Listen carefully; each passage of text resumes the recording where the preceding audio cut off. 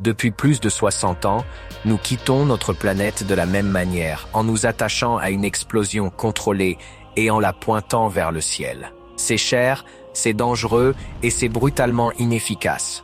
C'est comme utiliser un canon pour monter au premier étage. Mais et s'il existait un autre moyen, un moyen qui transforme la violence terrifiante d'un lancement en le doux murmure d'une ascension? Une idée si ambitieuse qu'elle semble tout droit sortie des pages de la science-fiction, l'ascenseur spatial. C'est une idée magnifique, élégante, presque poétique. Un unique ruban incroyablement fin s'étirant depuis la surface de notre monde directement dans l'obscurité de l'espace. Des cabines où des grimpeurs s'accrocheraient à ce ruban et montraient simplement le long de celui-ci. Pas de feu, pas de rugissement assourdissant. Juste un voyage silencieux depuis le ciel bleu jusqu'à la nuit étoilée. Cela démocratiserait l'espace, le rendant aussi accessible qu'un trajet en train. Mais voici le problème.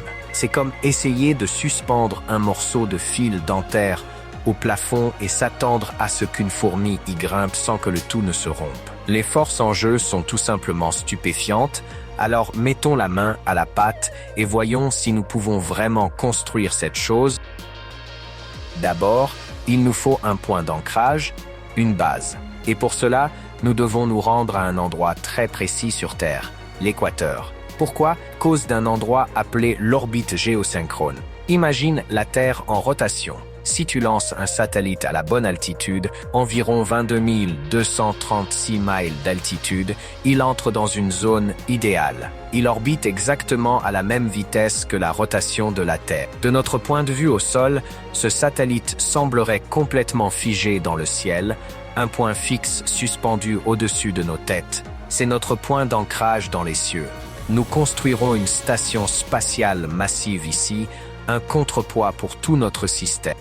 Maintenant, la partie difficile. Le ruban lui-même, le câble. C'est le plus grand défi d'ingénierie que l'humanité ait jamais conçu. Il devrait être léger, résistant et incroyablement long. Depuis notre station en orbite géosynchrone, ce ruban doit s'étendre sur 22 236 miles jusqu'au sol, mais il doit aussi s'étendre sur des milliers de miles plus loin dans l'espace pour maintenir l'ensemble tendu et équilibré. La longueur finale, un chiffre ahurissant de 62 000 miles, assez long pour s'étirer sur un quart de la distance, jusqu'à la Lune. Quel matériau dans l'univers connu pourrait accomplir cela?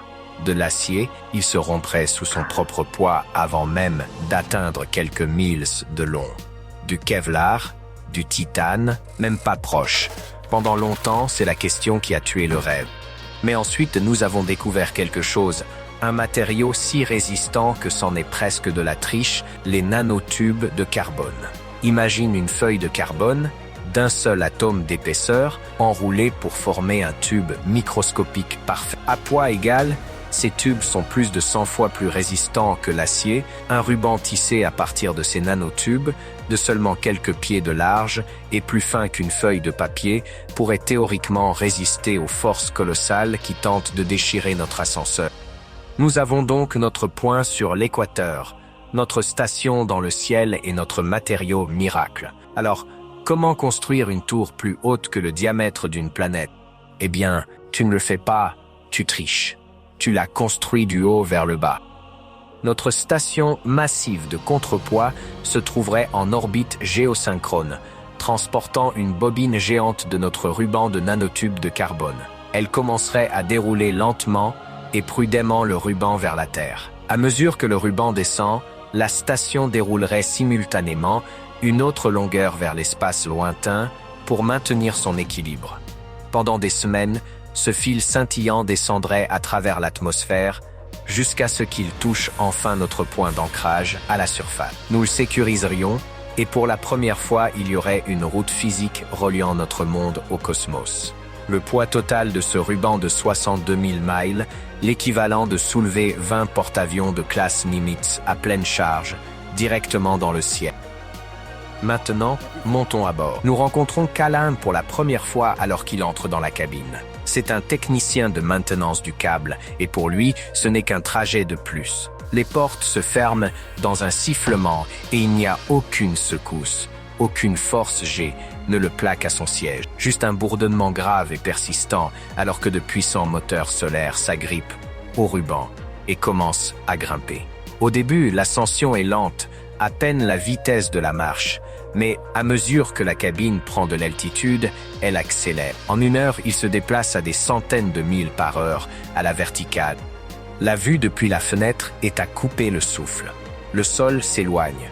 Les villes se réduisent à des grilles de lumière et les systèmes météorologiques deviennent des tourbillons blancs, visibles.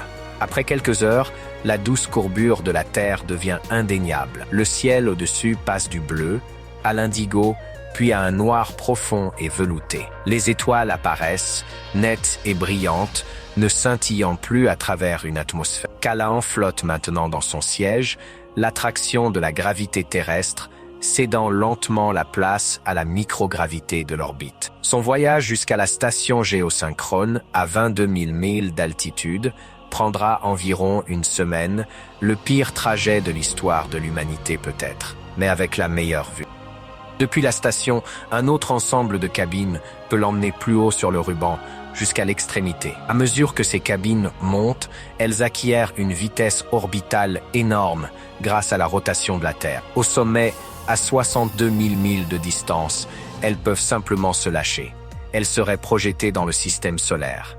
Avec autant d'élan, elles pourraient atteindre Mars ou la ceinture d'astéroïdes avec un minimum de carburant. L'ascenseur n'a pas seulement été un moyen de monter en orbite, il est devenu une fronde colossale vers les planètes.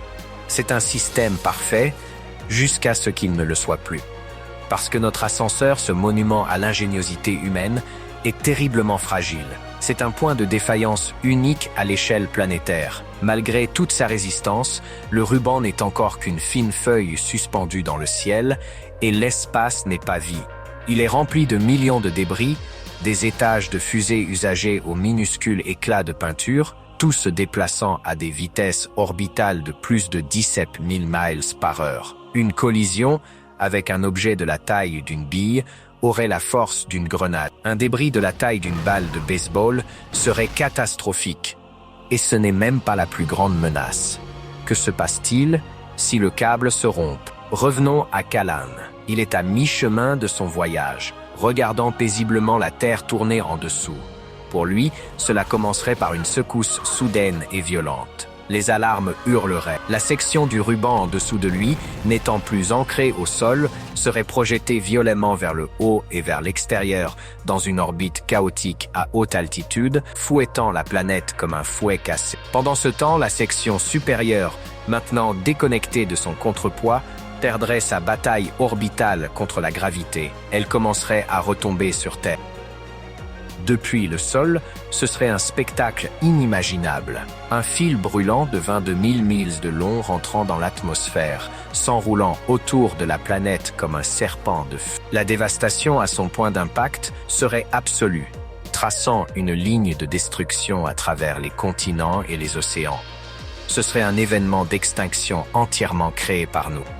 Mais l'horreur ne s'arrête pas là. Les débris du ruban brisé et des cabines détruites créeraient un nuage d'éclats à hypervitesse en orbite terrestre basse. Ce nuage entrerait alors en collision avec d'autres satellites, créant plus de débris qui entreraient en collision avec plus de satellites. C'est une réaction en chaîne appelée le syndrome de Kessler.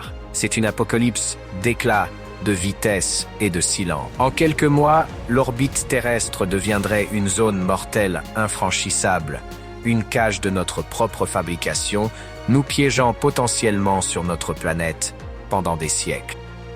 Alors, pourrions-nous vraiment construire un ascenseur spatial? La science des matériaux y est presque. L'ingénierie, bien que monumentale, est quelque chose que nous pouvons planifier.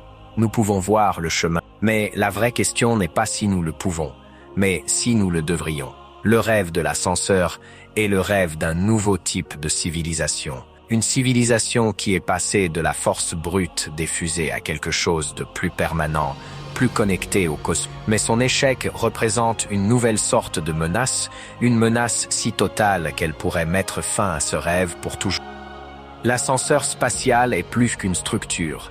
C'est un symbole du fil du rasoir sur lequel nous marchons. C'est un fil unique tenant une promesse infinie d'un côté et une catastrophe absolue de l'autre. Ce n'est pas seulement un problème d'ingénierie, c'est un test. Et pour l'instant, c'est un test que nous n'avons pas encore compris comment réussir.